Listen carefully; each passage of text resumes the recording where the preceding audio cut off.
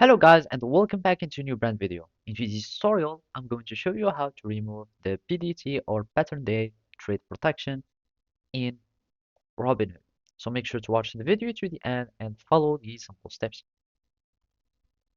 And here we are in the Robinhood support center, and this is an article about the PDT protection. And basically all you need to know is that the pattern day trade protection will alert you as you place your second and third and fourth day trade in a 5 trading period or in a row. And basically to uh, be avoiding to get flagged, and basically you will need just to start switching to cash accounts. So as you can see in Robinhood, a cash account isn't subject to the PDT regulations. So you can change your account types in Robinhood, and simply you can just go to the accounts, and from there you will need to go to settings.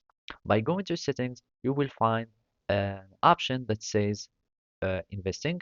By clicking on investing, you will find accounts. You go to accounts, and then you can switch your account from a margin uh, account to a cash account if you would like.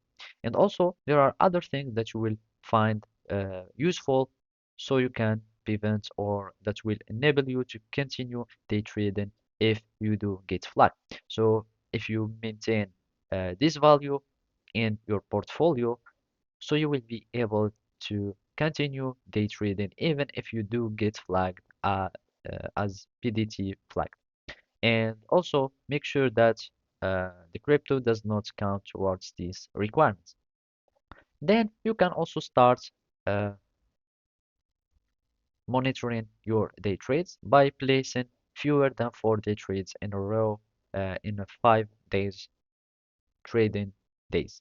So basically, if you want to even turn off this protection, you can just go to your settings and then turn it off.